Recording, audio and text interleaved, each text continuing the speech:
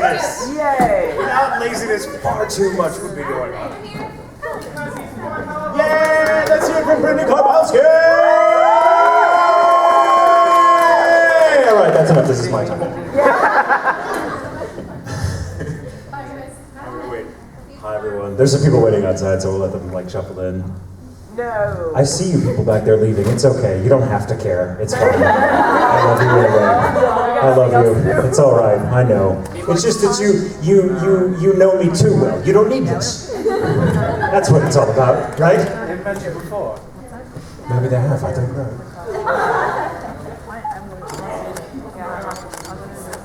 So letting people come in. Hi, people that were waiting out there with me, confused what was going on. Right? Just as much I was. I was like, what am I supposed to do? It's here, right?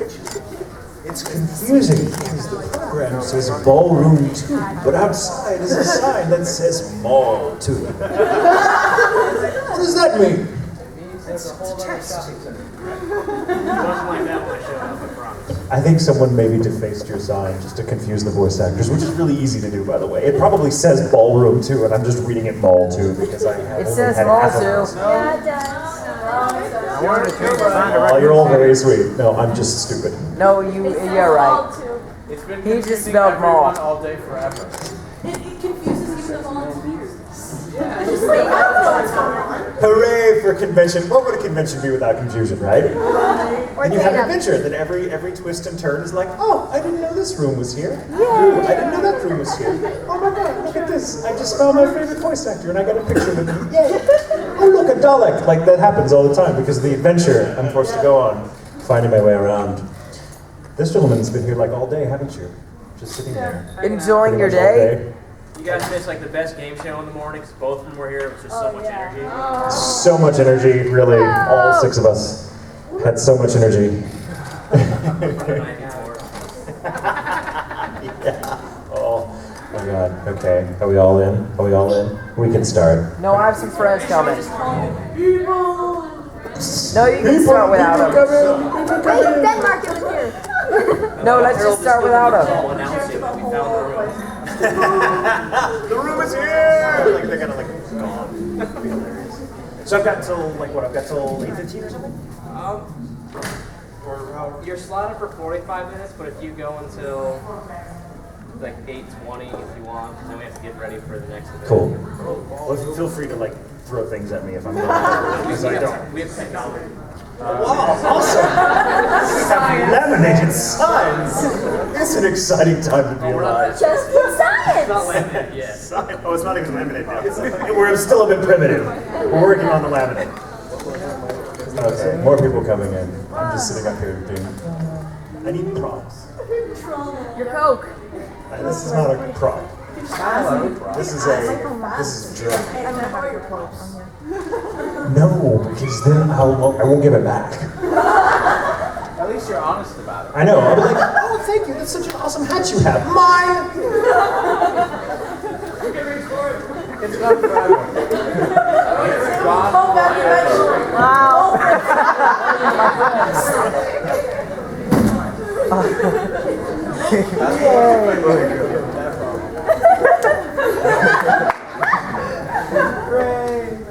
It's a magic trick.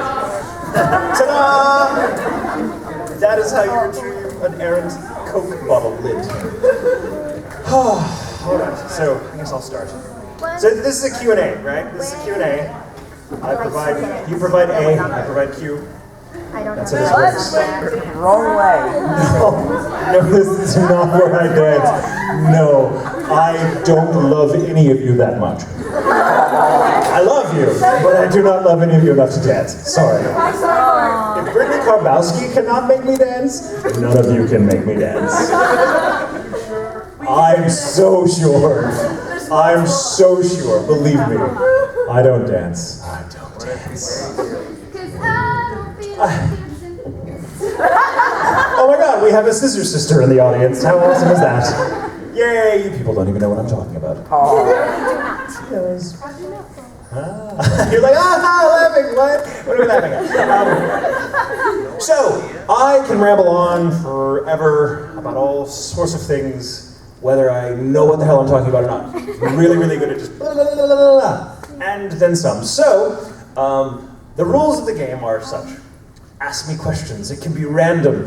If they're the sort of questions that inspire long, rambling answers, so much the better. And I really don't care what you ask. You can ask me pretty much anything. I'm not like, how dare you? Like, I don't care. I don't care. I really don't care. There's probably nothing you can do or say that will offend or shock me at this point. And this person's like, oh yeah? Like, always gets a hand up after that. You sir. Can I borrow $10?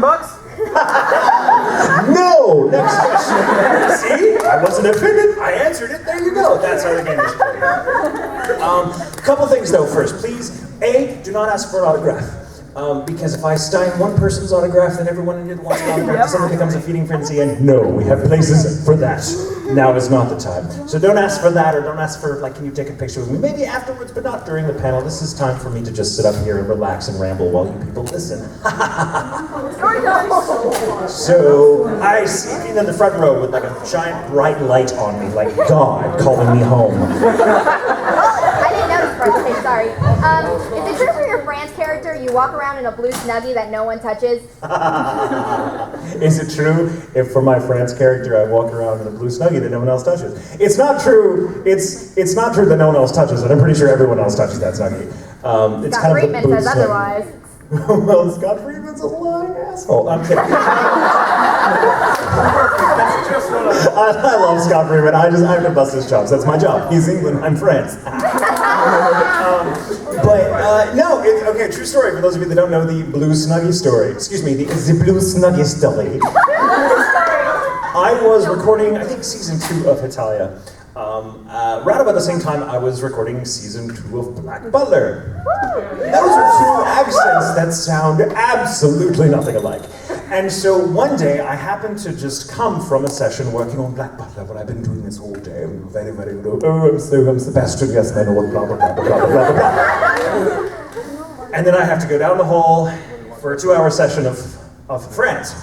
And suddenly an accent that I had been able to do for a year and a half was gone. And I'm like in the booth going, yes, let's do this. What the hell's happening? That's not, it's just, what the hell?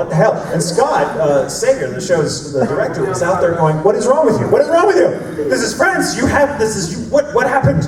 Where's Michael? We want to talk to Michael now.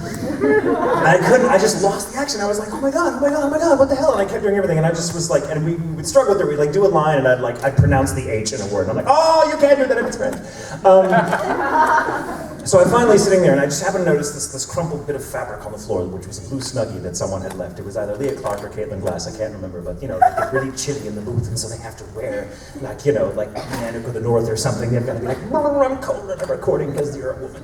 And I don't know, that's not sexist, it's true. I could record in like 30 below zero weather and be happy as a clam in shorts. A woman like Caitlin or Leah or any of them, really any of them who I love all, could like be in furs on the equator in the middle of summer and be like, oh, I'm so chilly, I've got goosebumps. So somebody had brought this Snuggie for the purpose, and I saw this Snuggie and I thought, hey Scott, I'm gonna put this Snuggie on to see what happens. It's like, I'm getting a Frosty the Snowman magic top hat vibe from this thing. I'm gonna see what happens. And I put it on and I'm like, sales the accent, I just had to put something blue on.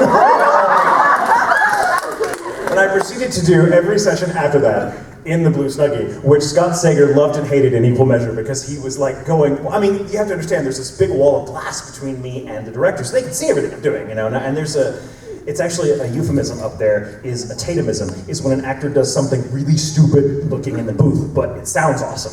So it's kind of great that Tatum is a euphemism for looking like a total jackass in the booth in front of everyone. And so I'm like wearing this blue Snuggie, and like just so happened, like the first time I did it, France was wearing something that looked remarkably like a dress. So it was perfect method acting. I'm like, oh, look at this, I'm pretty as a princess. Don't you love me in this outfit? You know you do, you know you do. And so that became the blue booth, that became the Snuggie du France. That was just for a while. And I think other people, I don't think anyone, if they don't wear it, it's not out of reverence. It's probably because they're afraid to touch it because it's been on me. They're like, oh, we'll get leprosy, no. So yes, the story is true, and the blue snuggie is... It's fine, it took 4 years of French, 4 years of French, and I used to be able to speak it fluently, and I can still read it fluently, but I can hear it, and go, oh, okay, that's what you're saying, but I can't speak it anymore. I can just do the really stupid version of the accent, and if I'm wearing a blue snuggie, I can be like, oh yes, now Miles Fletch comes back, yeah. Weird how that works. There's something in the fabric of the snuggie. It's Fran's magic. Thing. The blueness. It's the blueness, right? It's really bright, that's why. What? It's really bright. He wears bright colors. That's true. Wouldn't you if you were that hot? It's like you want to call attention to yourself. Look everyone, I'm beautiful! Ah, look, I'm in neon green. See what happens when you ask me a question? Rebel! So now you have a question then, the front row man in the glasses. Yeah, okay, I have actually a request of a line I'm hoping that you can say. Just for a little explanation of where I'm going with this. Anyone who's watched Yu Yu Hakusho, there's a thing on YouTube that was never dubbed in English that's called picture drama, where the characters get together and they do these good morning and good evening greetings for like an alarm clock. And so I was like watching this and I was like, oh my god, what if the host club did this? So I spent a month talking to a couple friends that love Oron, and we put together some lines that really fit the host members' personalities, and I have them written down, and I was wondering if you could say them as Kyoya for me, please. If you don't want to say both of them, because I know I'm sure I'm not the only one with questions, you could do just one, and I'd be completely satisfied. Well, let's see them. Bring them up. I love that you come with a script. TK's prepared. Oh my god, I love it. Like it's totally like la la la la la. I know I have very small handwriting. It's very lovely handwriting. But it is tiny.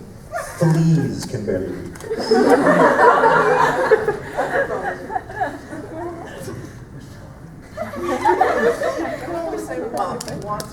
Can I say the good evening one? I like the good evening one. Can I say the good evening one? Oh, and you want this as Kelly's voice? Yes, it's Kelly. Just really funny. Can you do it in your voice? Because that is Kelly's voice. Okay. Oh my god. You can sit down. Suffering, it's making me nervous. You're like my directors. Do it right, or the puppy gets it. Actually says that, right? See, okay, hang on, the lighting is weird. Okay. Oh, cold reads suck. Good night, fair maiden. I hope our evening dinner was to your satisfaction. We shall retire for the night, and I hope that you will dream of me as I will dream of you tonight. Will this be cash, check, or charge?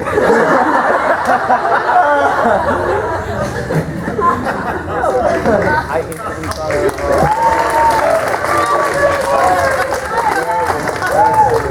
I'm so sorry you had to see that. I really am. All right, more questions. Let's see.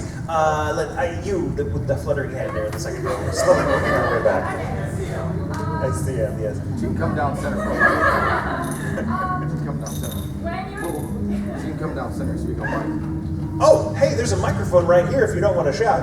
If you want to shout, that's fine too. She's like, I'll shout. When you were first learning the role of Sebastian and trying to sound all competition stuff, what were some things that you did to help you become that role, to help you become just that Sebastian? It's really cool. Okay, I have two answers to this question because it's kind of a two-part answer. So forgive me if I talk your ear off and get kind of serious for a moment. But there's one of the things I find most fascinating about Sebastian is the fact that being a demon, especially in the first season, being a demon, I kind of see him as kind of a force of nature, meaning that I think any kind of personality that he has is just show. Like I think if you strip away all the butler-ness about him and all the sexy and all the things that make him wonderful and lovable and terrifying at the same time, I think beneath that is just kind of this creature that whose true form would completely be just blow our minds if we saw it. But it's why we never see it. Like we only ever see the shadow of a hair or two, or a high heel. But because I think being a demon, I think that if he adopts whatever persona the person he's contracted to needs him to be, so that his personality is a reflection of the battered psyche of the person that he's working for. And in this case, why he looks like CL's deceased father, and it's why he kind of plays the role he does for CL. He's strong, where CL is still weak and needs to learn how to, man up to get what he wants out of life. Tragic though the bargain is, and I don't think he's a demon in the sort of classical Christian theological sense either. I think he's a demon in the sense, in the sort of ancient Greek sense, when the word demon simply meant like a spirit of the air. It was kind of the fiery principle inside the human heart, as it were. So, has anyone here read the Golden Compass books? Like the critters they have on them, the critters, they're demons, and they're not evil, they're not good, they're ambivalent, they're just reflections of their own soul, of the user's soul. And that's kind of what Sebastian is to CL. So it's really cool getting to play a part that is such an unknown quantity. And my performance as Sebastian relied so heavily on CL's, on Brina's wonderful performance as CL, that I would just read what she was doing with the character, and I would kind of be like, all right, well then, so Sebastian kind of in his own way mimics CL, but he's mimicking CL from a certain remove. Like he's showing CL, this is what you could be when you grow up one day. And it's really fascinating to play that. You have a lot of elbow room to kind of do what you want because he's not human. So you can't really ascribe human emotions to him. I mean, you can, and there's probably some overlap where then you feel certain things, especially in season 2. That's where he becomes something other than just a demon, I think. But behind that mask is just this big unknown. And as an actor, it's really fun to get to do that. It's very challenging, because you're like, well, what is his motivation besides I'm hungry, nom nom nom, where's the soul? Kind of thing. What are his motivations? What does he want to do? And so that's really cool. Like that for me is such a challenge and such a fascinating thing to consider, because the character is such a cipher that I love it. Never get sick of it. And you can always count on there being at least 5 or 6 ulterior motives to whatever the hell Sebastian is doing. And that's always, the character with those kind of layers is always just, great fun to play. And the accent, let's talk a moment about the accent. And forgive me if I actually fall into it a little bit while I talk about this, but the fact is, a British accent comes very easily to me, and there's a reason for this that a lot of people don't know. When I was a child, I had a severe stutter, so bad that I very rarely spoke between the ages of the time you're meant to start speaking, and about 8 to 9 years old. I spoke so seldom. I actually had one of those stupid little carbon boards that I would write on to tell people what I thought, because otherwise I just couldn't get it out, and so I very rarely spoke. I'm from Texas, so everyone in my family has a very pronounced Texas accent. You can tell. I mean, they got the drawl, the way they say y'all and fixin' to and whatever the hell that's supposed to mean. My family's very obviously from Texas, but I have this very neutral accent that falls sort of easily into British, because for 5 years of my life I had a British speech therapist. So I sort of learned how to talk British because that's how I learned to talk, period. And so it was nice. Usually for Funimation, especially, I tend to play very intelligent and suave and, kind of dickish characters, really. And but like you have your Kyoyas and you have your villains and your Zargines and all this. And I would tend to read in my very sort of neutral accent because, he just sounds educated and all this, and I would tend to accidentally fall into these English patterns, these British patterns of speaking. They'd always be, stop it, you're too British. Scale back on the British. So it was nice to play a role where that wasn't a handicap. Oh yes, I can revel in it. And I would stay in that accent and go out in public, and people respond to you differently when you have a British accent. I don't know what it is. Maybe because we have some racial memory, all of us, of at one time or another being ruled by the British, because they kind of ruled the world for a long time, that every time we hear British, we're like, yes, master. Some part of us goes, just say my name, just say my name. Yeah. No, it's true. There's this really funny joke that I forget. Maybe it was Eddie Izzard or maybe it was Dylan Moran, the stand-up comedian, British. Well, not Brits. Eddie Izzard is British. Dylan Moran is Irish, so don't call him a Brit. But I think he does this really joke. He's like, there's a thing called English voice, where you just have to think of the good old days, where there's only the British voice could say something like, hello, how are you? Yes, do you see these beads, these wonderful glass pretty beads? Do you like them? Do you think they're beautiful? Yeah, you take these and I'll take all this land from here to the horizon. Thank you! Only a British accent can get away with saying that. So, does that even answer your question? I think it does. Thank you very much. You're welcome.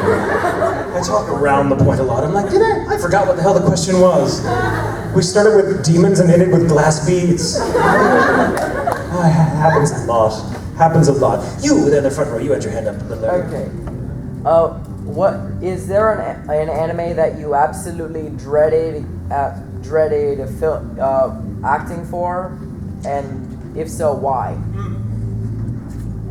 It's a good question, and the answer is no. But there's a reason for that, and it's not just because I've been lucky and I'm like, oh, I love everything I'm in. Oh, how awesome that I'm in this. I mean, I have been incredibly lucky and have gotten to be part of really, really amazing shows that I would love and watch and be a fan of, even if I had nothing to do with the production end of it.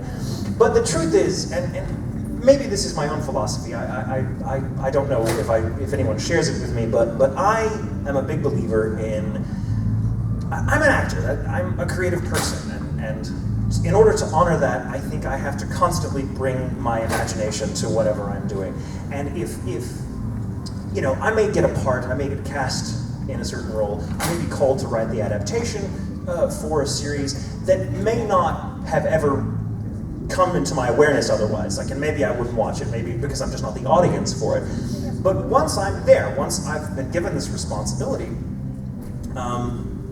A, my work ethic, and B, my sense of just, I should do that. I mean, there are people that would kill to do this, so I can't take this lightly. I can't just be like, oh, whatever.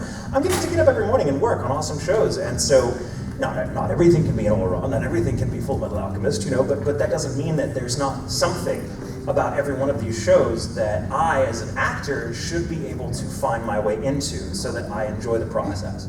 And I feel that if I'm not enjoying what I'm doing, it's a failure of my own imagination and I'm simply in the wrong business. So I feel very strongly about, I dislike hearing actors or writers or directors say, oh, I hated that show. And I'm like, well, then you're stupid, because if all you can bring to the table is you hate something, then you're a child that expects what you're doing to do all the work for you. It has to come from here, which means sometimes it's work to like something, but you can always like it. And I'm a big believer in using your own damn imagination to find something about what you're working on to get you up in the morning and be excited about it. And I think that's why I think I've succeeded in this business, is because I do like it, and I've been told that I have kind of an infectious enthusiasm for what I'm working on, whatever it is, however weird or silly it might be in the eyes of the other people working on the show.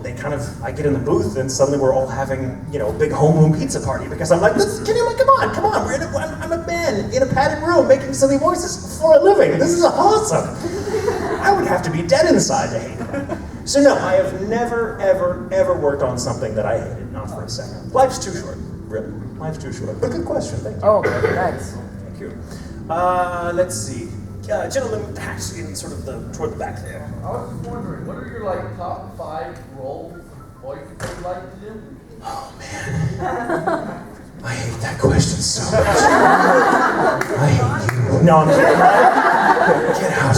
No, dude, it's such a hard question to answer, because every time I think of 5, I leave here and go, oh, but I should have said this. And you have to understand, when I've played a character, they become kind of a permanent, it's so psychotic, and I can't believe I'm telling you this, but they become kind of a permanent part of my psyche. So they're still in here somewhere, and they're always kind of jockeying for position, like, pick me, pick me! They're just waiting for you to ask me who's my favorite, and they're all standing back, they're like, Kyoya's going, yeah. Sebastian's, whatever, they're all waiting for me to say it. And if I don't pick one of them, they're gonna give me hell later, so I'm like, oh. But I think, found a formula for how to answer this question, and I have to have at least 5 choices in order to answer it, because if it's one, I'm like, I don't have a favorite, and then they all hate me. But it's like picking a favorite child, really, which is easy if you only have one child, but if you have a big family, whatever. But I think the roles that meant the most to me as an actor, because they helped me grow as a person, or roles that I learned something. You always learn something about yourself when you're in the midst of recording a role.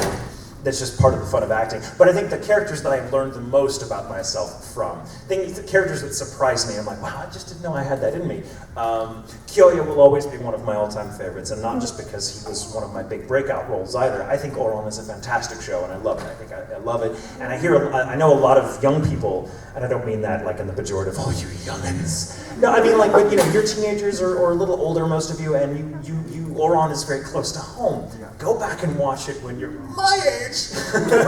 And it's so much more than you think it is. I mean, as awesome as it is, like it just keeps on giving. Like, it's a different show every time you watch it, and the older you get. Getting to do that show, Kyoya, was a huge thing for me because that was me performing a version of myself, because Kyoya's role in the host club around those crazy, crazy people is very, very similar to the role I played around my friends in high school, particularly in drama club, which is like a host club anyway, right? And it was like that, so getting to revisit all these things, I was like, oh my God, it kind of gave me fresh eyes to a period of my life that I had forgotten about. And that was really, really cool, and I had some really wonderful, you know, breakdown moments in the booth while recording for Kyoya where I would like cry and be like, that was so good, you know. Inaru from One Piece. Does anyone know? Anyone here a fan of One Piece? Yeah. Oh, that's awesome, thank you. Inaru was really awesome because Inaru, even though we recorded it like 4 or 5 years ago, or God, maybe 6 years ago now, and it didn't come out for years, he was the first role I had as a full-time voice actor. So he was the first role I had where I had decided, I'm not going to do this part-time anymore, I'm going to plunge into this and take a risk and quit my day job and just do voice acting full-time and end up living under an overpass somewhere in a year, I'm sure, you know, and I just wanted to do it, and Inaru happened to be the first role I got, and that meant a lot to me. It was a milestone for me. Isaac Dean in Bakano is also one of my favorites because I think that's the great show. I think Isaac is a great creation, and it was the first time that I got to really be big and ridiculous in the booth for this particular director who I've worked with, Tyler Walker, who I've worked with many times since, and he's always been one that has loved to push me outside of my typecasting or my comfort zone. And boy, did he push me out of my comfort zone for Isaac, and I think I had such a blast. How many is that, 3? Yes. Oh, God, no, there's 2. Sebastian, of course, for all the reasons I said earlier, because I love that kind of thing, and if I didn't say that, half of you would kill me. And I guess the 5th one, and you know, it's, again, these are just 5 favorites. I have dozens of favorites, but Scar and Full Metal Alchemist Brotherhood. And I'll tell a funny story about getting to do Scar. Full Metal Alchemist, the original series, or the first anime series rather, wrapped about a year or 2 before I became a voice actor, so I didn't get to be any part of it. You know, it was a classic by the time I was on board. I did, however, when I first started out, get to be an extra in the movie, The Conqueror of Shambhala. And I was like, seriously, I was like Soldier A or something. And I was like, you know, no, seriously, you're like, oh, really? No, Soldier A, really. Really. And it may not even be listed under my name. I think I was under additional voices or something, and so those people don't always get in the credits because there's only so much room. But it was like, for me, that was a red-lettered A. I'm like, oh my God, I've been in Full Metal Alchemist for like a second. I was like, stop, that was me. And like 5 years later, you know, Damian Clark, for various reasons, can't reprise the role when Brotherhood comes around, and Mike McFarlane comes to me and says, hey, what would you feel about playing Scar? And I'm like, okay,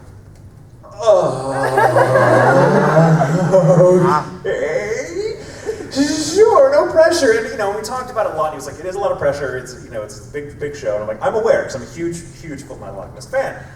And I thought, okay, well, yeah, what the hell? Let's do it. I mean, I can't say no. And I really enjoyed it. And somewhere, I don't know if it's still around, but somewhere there ought to be preserved, I hope, a recording of me doing the first line, my first like big line as Scar for Mike.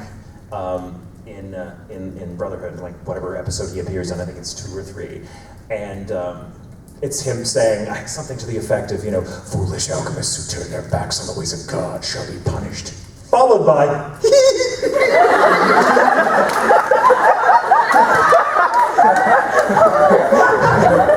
which Mike McFarlane got so sick of me doing. I'm like, I'm playing Scar. Sorry.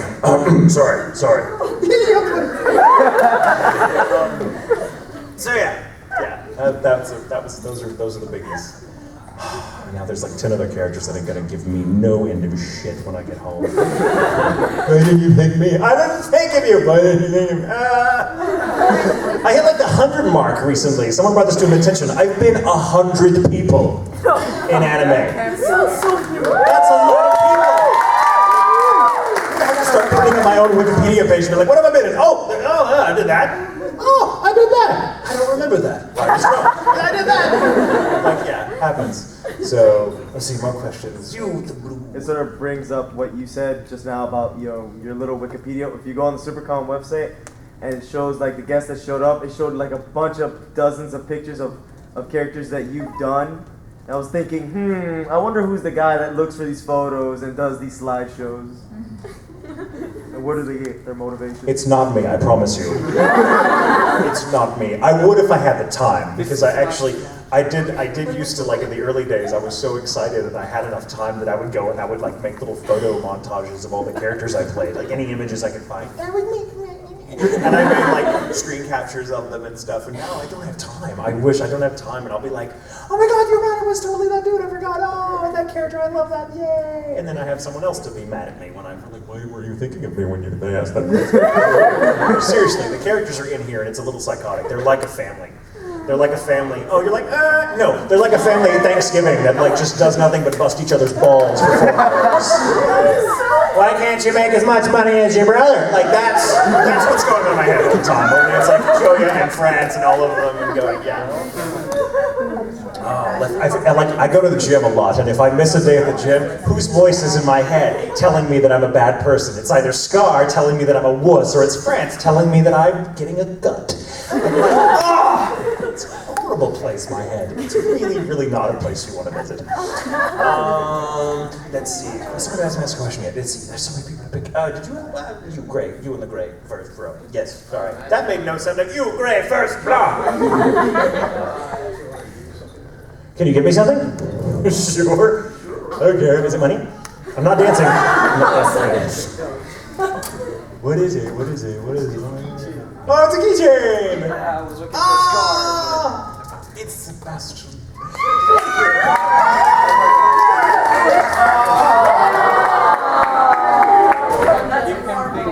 That just made us all feel warm and fuzzy inside. I know the girls love it, by the way, when 2 guys hug. I'm a fan of it myself. I'm just saying the girls love it. I have no idea why. But it's Sebastian carrying some Earl Grey tea and a napkin because you know how his lordship is so messy. I see a hand right there, sort of back there, but it was my eyesight. First off, I want to start off by saying like how you love your role in Black Butler, and like you're number 3 on my top 5 idols. Why am I not 1? It's the same situation in your head. I know, yeah. See what it's like? So I'd like to challenge you by doing this entire Q&A, doing the voice of Sebastian. Well,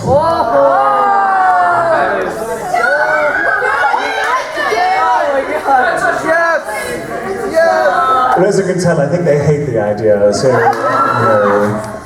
I will try. Sometimes I fall out of it because Sebastian, I'm so much more animated and blah than Sebastian is, so I may end up sounding a little more like I don't know, a chimney sweep or something. I'll try. Sebastian's chimney sweep. Okay, I see a question there. You with the spectacles and the cat ears, yes. What was your grade point average in high school? It's none of your damn business. I had summer school, and it's my first year of high school, and the teacher was telling me that if I got a C, I would get out of the class on the test. So I've been really pressured over this. So how is my grade point average going to help you? I don't understand. She wants to be like you. No. It's not going to help. I'm not going to help you. I'm really, really sorry. I wish I could, but I'm going to tell you this. I skipped a grade. Oh. I graduated early. No, only because I'm pretty sure the high school was really stupid. There were 4 of us in my graduating class, not true. There was like 200, but it was rather small. But I skipped a grade, and you know, I honestly don't remember my grade point average. It was probably a solid B or something like that. Because anything else, my mother was a teacher who taught me for years, and my grandmother before her was also a teacher there. So I had to do well. Everyone knew who the Tatum boys were. It sucked. Really sucked. I only ever failed 1 class, and that was geometry, and I had to take summer school to pass geometry, and I hated it, and I passed with like barely a C. Like I really think it was a D. They just forgot to fill in, and they said, "Oh, to hell with it," and they passed me. Like I hated that, but other than that, I always kind of did. I did okay in school. I was always a bit bored with school, to be honest, because it's like the things they wanted to teach me, I felt like, I don't want to know this. I want to go know this. I read all the time. I was really into certain things. I was a big sort of book and music nerd, and so I did really well in anything where I could use those, but and later I found science and thought that was really cool too. But I don't know, high school always felt to me just like, it's like a pen, like where they just keep you busy because you're a teenager and society doesn't know what the hell else to do with you, so let's keep you out of trouble and just put you there where you can pick fights with each other and bully each other and go to this class and learn things you will never use in your real life. I mean, and I say that, they are things you will lose, that you'll use rather, if you learn them, but they don't know how to teach them half the time. High school has a lot of bad teachers. I don't know. That's me. I don't want to go off on a rant about school and the education system. Suffice to say, I think it sucks. So if you're stressed about your grade point average, don't be, because it doesn't matter. No. One thing they will always tell you, and tell me, all those of you that are just fresh out of high school, whether or not this is actually true, they always tell you, this is going on your permanent record. Such a load of shit. There is no such thing as a permanent record. When you leave high school, no one gives a damn what your grade point average was. Maybe the college does, but then you get out of college and the real world is like, oh, you went to college, wonderful. Why don't you sweep up some hair over there and get out of my damn office? I don't care. Like, really, the real world, like, don't let high school intimidate you. It's not as important as they say it is. Finish it. For God's sakes, finish it. Because you'll have hell to pay with your family, but don't stress about it, really, because a few years down the road, once you get out of that life, you realize, God, that was so stupid, like, so pointless. Like, they try to act like high school is the best time of your life, and it's not. It really isn't. Life begins after school, and that's when life gets interesting. I didn't know who the hell I was until I hit 30, and now life is beautiful, but like in my 20s I was like, oh my God, school is over, where's my life? And now I laugh to think that I ever had that was an issue. So trust me, it'll be fine, you'll be fine, don't stress about it. They're all just numbers and fictions adults try to do because they want to keep you busy, because they don't know what else to do with you right now. Just don't fret about it, my love, don't fret, you'll be fine. You, sir, with like the hats there, yes.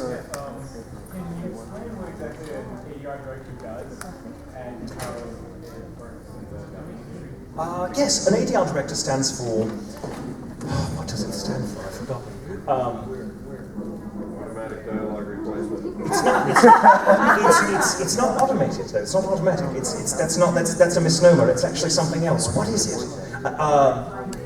It's called additional dialogue replacement, because that's where, I don't know why it started. It used to be just adding things to it. But an ADR director basically is responsible for the dub, which means they're responsible for holding auditions. They're responsible for knowing the show inside and out in the original Japanese, like looking at the translations and everything if they don't speak Japanese. Most of us don't. And they hold auditions, they cast it, and then we basically record everyone and make sure that everything fits and everything sounds real and organic. And so they're basically, the ADR director is responsible for everything about the dub in English that you end up hearing. Everything. They're responsible, they work very closely with the recording engineers to make sure the process goes smoothly. They work very closely with the mix engineers to make sure the final mix that gets on the DVDs or broadcast is exactly what they wanted, and that's just what it is. I mean, they're basically everything sound related is what the ADR director is involved with. Does that sort of answer your question?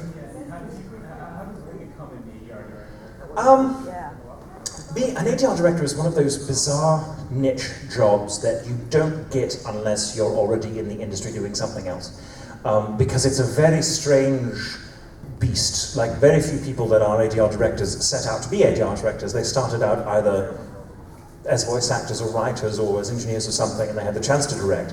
So I've not yet known anyone that came into it going, I'm going to be an ADR director, and then they said, well, here's a job for you. And it's weird. It's one of those strange, because it's such a small industry. It really is, and even more so with the writing too. Like, we're all a very sort of incestuous circle. Like, we're all people that have done this, and so now we get to do this. But those things only become things you could do once you've paid your dues in the other aspects of the business. So I was an actor first, and then because of my acting on a particular show, I was playing a character that happened to know everything that was going on. He was like the villain, so he was sort of the grand architect of the plot.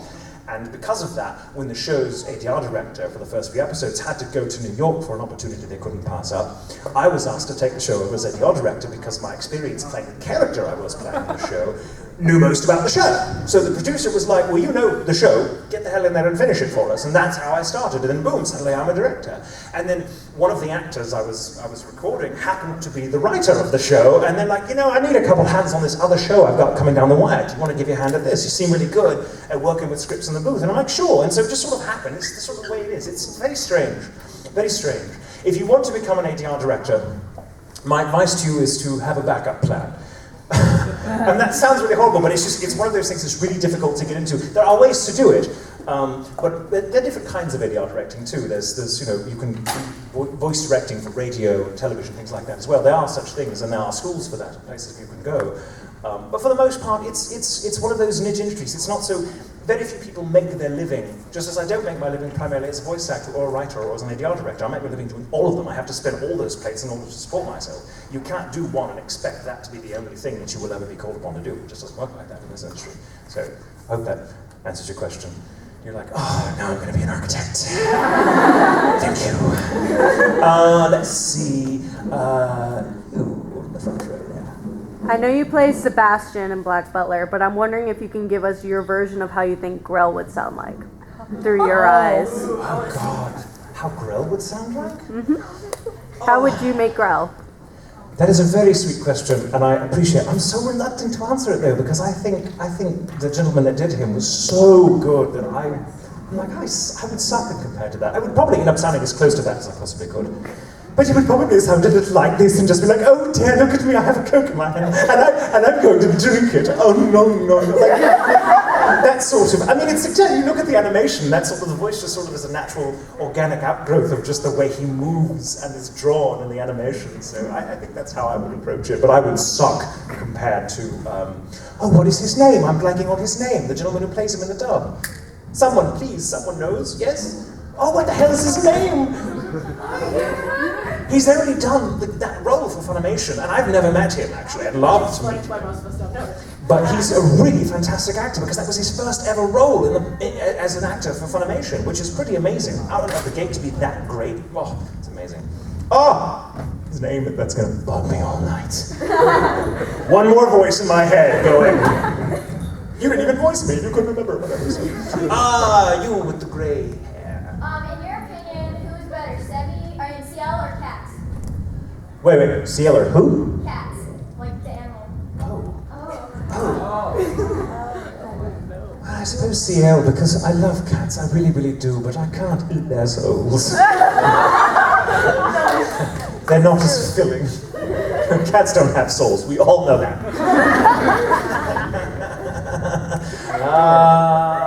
Let's see, you, sir. Yes. Another fellow with the bespectacled look. These two questions actually concern Legend of Legendary Heroes. Yes, I know. Okay, how did you get into the role of playing Mirren Frolad, and exactly who the hell is he? I don't know if he's evil or not. Oh, so you haven't watched all of it yet? No, I have, and I've done a review on it, but I still don't know. Oh, it sucks to be you. Yes, totally does.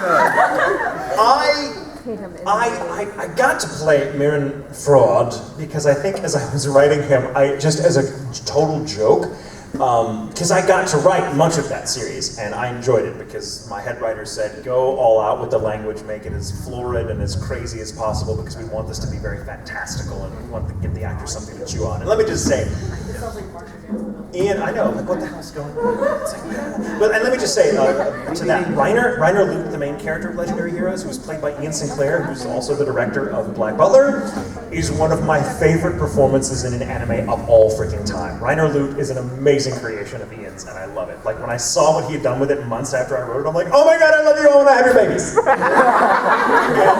I scared him a little, but like, he's amazing. So I got to write the show, and when Mirren Fraud came up, like the first episode, I'm writing it, I just started laughing. I'm like, bad guy, sort of dark, purple, long hair, kind of a Betty Page cut, and feathers. I'll probably be playing this son of a bitch. Because I have a long history of playing characters with that kind of general look. And there's always feathers! There's always feathers! Where all these feathers come from? Seriously, Black Butler, Subasa, Aquarion, now Legend of Legendary Heroes of Legend, who are also legendary and heroic. So I made this joke in the margins of my script going, just so you know, I'll be playing him, so don't cast anyone else, you know? And they took it seriously, and they were like, get in there. I'm like, no, that was a joke, and so I wound up playing him. And they did audition other people for it, but they were like, this has to be you because you're Tatum, and you have to read this because it's Mirren, and he just sounds like, and is he bad, or is he good? I don't know. He does some pretty bad things, but they all seem to be part of this vision of that ultimately leads to maybe something good. So it's like he's one of those characters, like bad, good, doesn't really apply to him, and that's most of the characters in the show. There are no ultimately evil or ultimately good characters. They're all kind of gray, which is very real and very interesting to me because all of them, the bad guys in that show, such as they are bad because they're simply led astray by their ideals, but the ideals themselves seem really good. It's just when they get involved in them, something happens, and it's like, oh, you know, our thoughts are all our own, but our ends, no. You know, it's like, oh, crap, and so it was really interesting. And so I don't know that Mirren is, he certainly, he kills people. And we can all agree that that's kind of bad. But most of them are people that, most of them would be people that would kill other people if he hadn't killed them. So I don't know. There's gotta be, it's weird. It raises interesting moral questions, doesn't it? Yes, it does. And actually, just one more question. You said that you wrote the script for Legend of Legendary Heroes, right? Uh-huh. I have to thank you because I love the script for it. Like, thank you. The conversations that the characters were going on, but especially between Reiner and Ferris, I loved it. Just because of the fact that she treated him like a pincushion and he just couldn't stand it, and he just wanted to sit back and just take a nap during the day. Oh, I love it. And that's the thing about Reiner that I love so much, is that he's such a noble character, but he's such a lazy asshole. That you're like, would you do something, please? You know, Ferris, there are times when you're like, you would normally hate Ferris, but you're like, no. Reiner needs her to be that hard on him, or he would get nothing done. And they're such a perfect duo. But yeah, I love the dynamic. And I think Lucy Christian, who plays Ferris, is amazing, and their dynamic together is wonderful.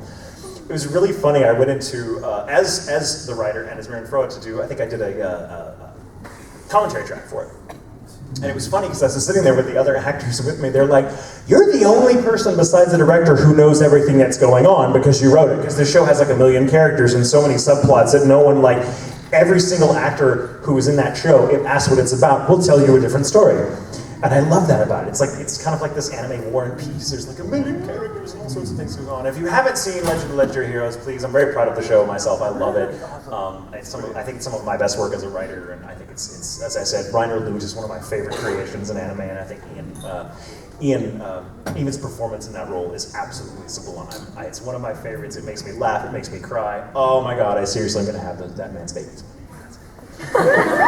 Legend of the Legendary Heroes. Sounds like a silly title, and it kind of is, and there is comedy in it, but it's actually a rather serious show, so check it out. You won't be disappointed, and if you are, you suck. So, you, the master of the bathroom. Spokes. You have spokes? Yes. But of course you're in America. Don't diss it. So what happens? A spoke. It's the laziest utensil in the world. Why do I want to eat with 2 hands when I can eat with 1? Answer that question on your own. I have 2 requests. 1, the ever so cliche "Yes, my lord" in your most dramatic Sebastian voice, and I'm simply one hell of a butler in Francis' voice. Oh my God! Yes! Please do it! That's an odd one. Okay, so Sebastian sang "I'm simply one hell of a butler" in very dramatic tone. Yes, my lord. Or "Yes, my lord." Sorry, and then France sang "I'm one hell of a butler." Yeah. Wow. People are ruthless. Right. So, well, first of all, is that an order? Yes. But in Sebastian's voice, I shall say, "Yes, my lord." Shut up! Kidding. Okay. This is going to be weird.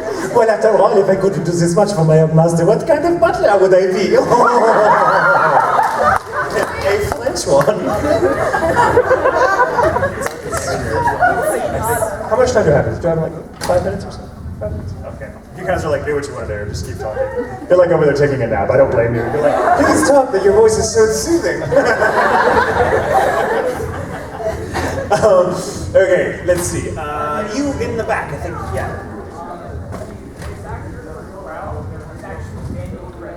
Daniel Frederick is the voice actor for Grell. Thank you. I don't know why I was blanking on his name, but he's amazing as Grell. One less voice. One less voice. Thank you. No, he's still going to be mad at me later. Why did they have to help you find that voice? Why did they help you figure the name out? Oh, leave me alone, shut up. Thank you. Oh my God. Okay. You've got like the mic. Oh, I'm just going. Oh, you're a decoy? I'm a decoy, sorry. Oh my God, I've totally been had. All right. Well, who are you a decoy for? Let them ask. Right here, thin hat. Is it okay if I come up on the stage for this? What is it? Can I come up, please? Sure. It's not a trap. All right. It's a trap. As a representative for myself and my friend who was the decoy, J. Michael Tatum, is it okay if you take me and her on as your voice acting apprentices? Oh,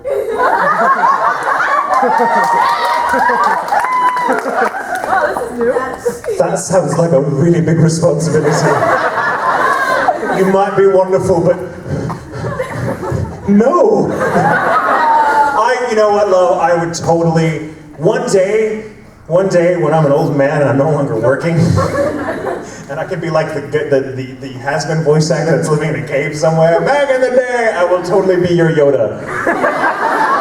But like right now, I'm so busy. I would love to teach people like how to act, but I just don't have time anymore. Like workshops though, but there's the keyword work. I've got the same brain as you.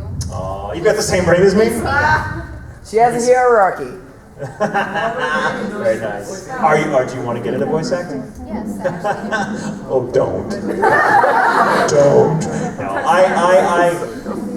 I have advice for you, but you should sit down for this because you're going to be standing for a long time underneath me. And this is sincerely. I do get asked a lot, like, how do you get into the industry and how do I become a voice actor? And it's a sincere question, and there's no reason that I can't answer it for you. But, as someone who is in the industry and who works very, very hard to stay in the industry, I can tell you it is really, really difficult. So if it is something you want to do, you have to really, really, really want to do it. And that's a bullshit answer because you can still really, really, really, really, really want to do it, and it can still very possibly not happen for you. So the realism is that here's the thing. People will always tell you to follow your passion, follow your passion, follow your passion. And that's, I suppose, really good advice. But in my experience, I've found that to be less true than it's not so much about following your passion, I think, as it is taking your passion with you so that you can be fulfilled in whatever it is you happen to find yourself doing. Because chances are, the thing you really, really want right now at your age, and it's not because you're young, but at different stages of life we want different things for ourselves. And only as we get older do we get a more realistic picture of what those responsibilities entail, or what our own limitations are. And you find out that you could become so myopic and tunnel vision with regards to one particular goal that you've passed up dozens of other things that you don't even conceive of that would have been wonderful for you. So if you want to get into acting, voice acting, get into acting, first of all. That's be an actor, go to workshops, go to school for it, be around other actors, train, because acting more than any other craft is a social art form. You cannot fine hone your skills in a vacuum. It doesn't happen. You will suck, and you won't make it if you just stand in front of a mirror all day and practice. You have to be around other people. You have to learn how to speak organically. You have to learn how to do all of that. And it's tough work. And the reason I say you should seek it out wherever you can doesn't mean you have to, graduate with some big master's degree in it, but find a workshop. Go to a community theater. Great thing about theater, they're like gypsies. If you just show up to a theater and say, hey, I have idle hands, will you put me to work, help you build sets, they will hand you hammer and nails and be like, here, go. And then you slowly, maybe then you go and audition for them and you become part of the theater troupe, whatever. I mean, it happens, but you have to get yourself in that environment first and be willing to do all kinds of acting, because the thing about acting, it's a creative job. And creative jobs are the ones everybody wants because everyone thinks that's the dream. And it is. It's really awesome. Don't get me wrong. I mean, it has its ups and downs, but it's a great job. It's so much better than working in a canning factory or something you hate. But the truth is, you have to cast your net as widely as possible. So saying that you want to be a voice actor is a little like saying you want to be an architect who only designs bathroom doors for hotel rooms. It doesn't make sense that you would spend all that time and effort learning to be an architect just to do that, and you're not going to find work because no one needs just the guy that does bathroom doors. Like, that's, whatever. So cast your net as widely as possible because it's a very, very difficult profession to get your foot in the door in, let alone make a living at once you have. Have a backup plan. Have other things you study that you're able to do to support yourself while you discover whether or not acting as a career is possible for you. And it will take years. Don't be impatient with it because especially when it comes to acting, everyone wants to get into it now. I have a passion. I want to do this. I want to do that. I want to do that. The truth is, the roles you want to play, the roles in your head that you think, God, I would love to do Hamlet, I would love to play Billy Bowman, I would love to play Cleopatra, whatever. These are roles you are not going to be able to play yet, not just because of your age, but because of your experience. Those experiences, the fodder you will use to actually bring those roles to life, if you ever do get the chance to act them, will be from the life you have while you try to find work. So don't be impatient with it. Just live every single day with that goal in mind. And if you ever do get a chance to come on audition for somebody, be humble about it. It takes a lot of luck, so much more luck than any of us are ever comfortable with admitting, to be in this business. It takes luck, and you could be the most talented actor of your generation, and if you don't have luck on your side, it's not going to happen. But luck does tend to favor the humble. So don't ever go into an audition thumping your chest and telling everyone, I'm going to be the next big guy, because you will be laughed out of your chance. And so just be reasonable, be humble about it, and keep your mind open, and don't just be so focused on this one thing for yourself that you don't give yourself a shot at other things. I didn't want to become an actor. That's the thing. When I was a kid, I wanted to be an actor. I thought it was really cool, but there was like I also wanted to be a lighthouse keeper, a wizard, and Santa Claus. True story, right? And then, and when the chance came to act, because I was simply open to the possibility of doing something which I thought was interesting, I found my niche. So just, follow your passion, but bring your passion with you so that if the goal you want for yourself right now doesn't happen, you don't pass up other opportunities. That's the most important piece of advice I can give you. So good luck. Not that you necessarily need it, but up to you. And maybe one day we'll work together. Who knows? Maybe one day I will be waiting at a table that you are sitting at. Because there's always a chance I will cease to be an actor one day, you never know. So. All right, so with that, I have to wrap up. So, wait. I can go longer? How much time do I have? Like 10 minutes? Oh my God, I love you people. Just kidding. Just kidding. All right, okay, let's see. You, sir, with you've got like a green label on your brown shirt. Yes, what would you say is the craziest thing that's ever happened to you at a convention? Daddy Pop. What? Daddy Pop. Oh, Daddy Pup was not the craziest thing that's ever happened at a convention. That was pretty crazy, but I'm like, dragon sucking my thumb. That's just Saturday. The craziest thing that's ever happened at a convention. I was at a convention where a tornado struck. Yeah, wasn't anybody's fault, obviously. It was a Colossal Con in Ohio in this really cool resort, which is this resort is this really cheesy. It's really fun. It's an indoor water park, but it's designed like kind of African safari theme. So there's like animal heads everywhere, and there's it's so cheesy, but it's so much fun. It's a great con. But this is Ohio. They don't have tornadoes in Ohio. We have tornadoes in Texas all the time. So when people freaked out, it was 3 o'clock in the morning, and suddenly the storm alarms were going off, and people were knocking on doors. Get to the basement.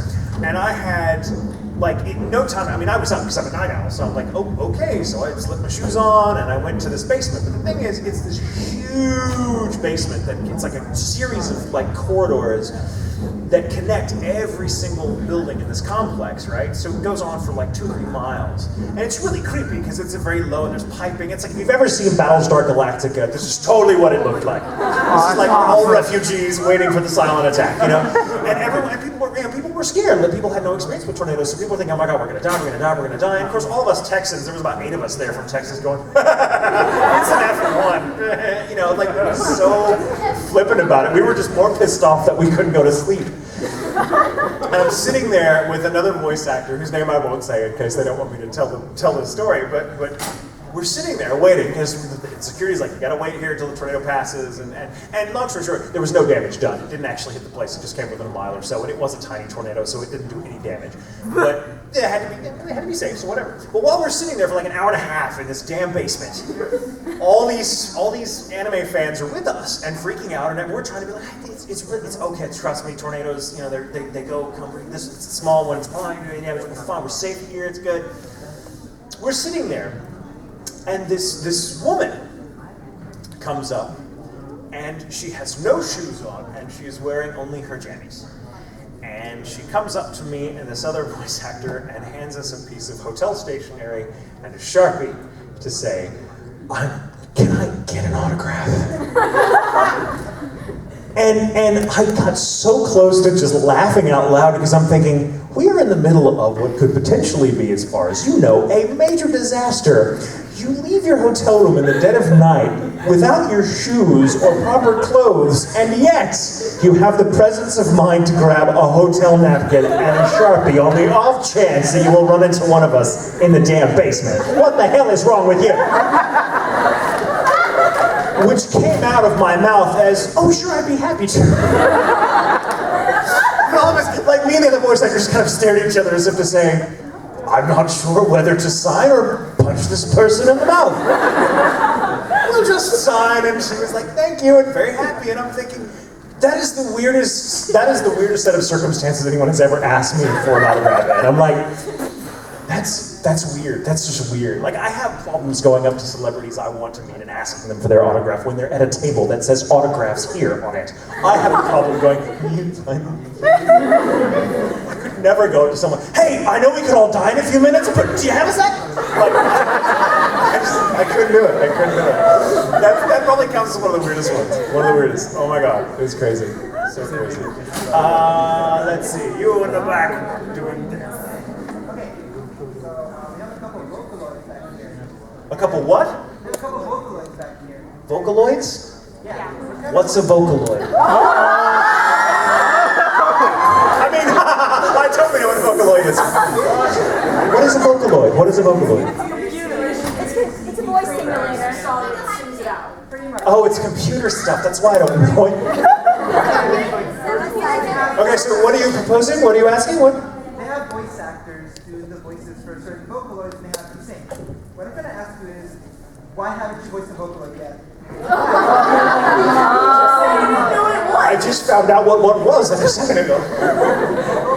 I'm sorry. I will have to go to the Vocaloid factory and be like, sorry. Oh no. There will be no dancing, there will be no singing. We established those are rules. No, sorry. Overruled. No objection. You said no dancing. I said no dancing. And I also meant no singing. I don't sing, I'm not a singer. It's a character. It's not really me. If I could do anything, do you think I would look like this? No. Sorry. You in the front row, please. God, save me. Don't read a webcomic called Homestuck. No. And I just lost the game. Duly noted. Okay. Oh my God. Okay. So what? You? Yes, you. Back there. Candy would love confection from France to England.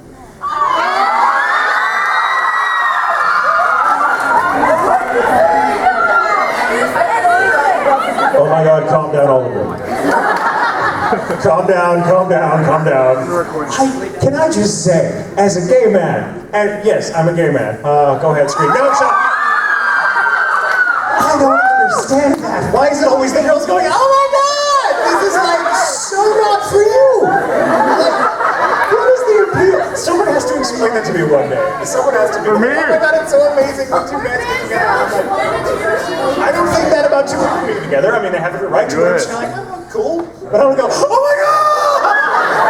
I don't do it. I just don't. Someone has to explain that to me. It's so crazy and wonderful. Okay, so Francis. Okay, hold on.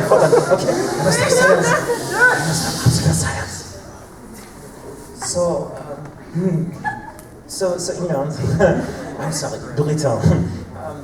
So, we play this game back and forth all the time. We like to bust each other's jobs and we like to make fun of each other. But we all know what that's really about, don't we? I mean, I know you think I'm hot because I'm French. Everyone thinks I'm hot.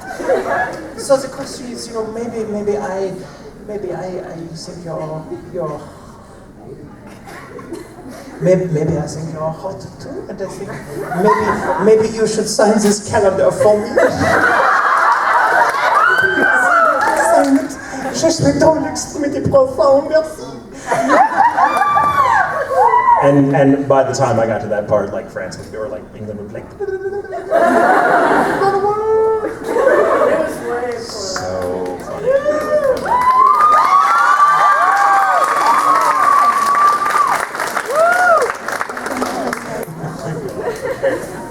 You with the right. What was your reaction when you saw that friend and said, "Will you marry me?" to England? My reaction was, I love that. I think that's hilarious. I think it's hilarious. You, yeah, with the camera and the blue hair. Yeah. You're like, oh, you better get. If you could cosplay as one of your characters, who could you cosplay? It's the same question. Oh God. Well, no, that's an easier question to answer. There's not really many of them because all of the question is if I could cosplay any of my characters, which ones would I? And I. Who is you? No matter, like they were nervous. Oh God.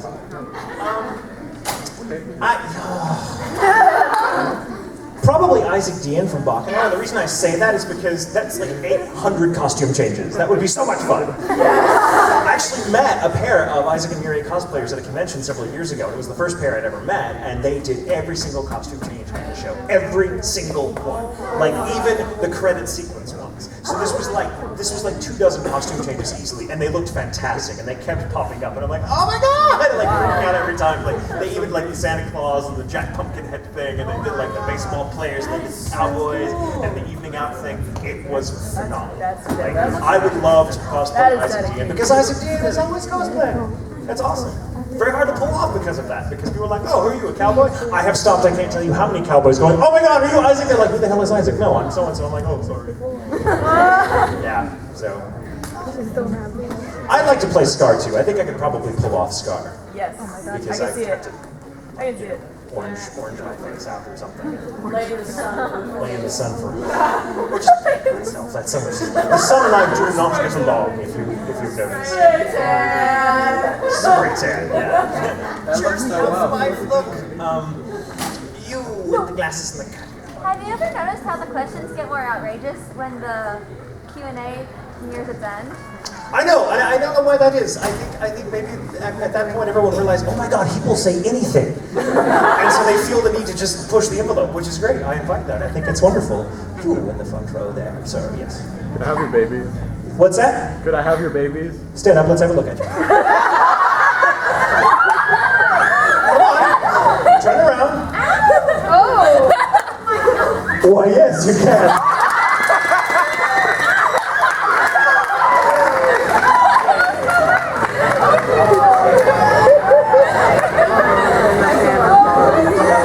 Your girlfriend totally put you up to that. It was all his idea. His idea. Oh, trouble in paradise. Okay. All right, now I'm done. I'm done. I love you all. Now, thank you all for coming. Now, please leave. Like, I love it. But like, don't come up here and talk and like ask me. I will be outside. If you catch me, that's fine. But we have to clear here so the people with this space can get on with their thing, and we need to be nice to them. So thank you. I love you all. Let's get the hell out of here.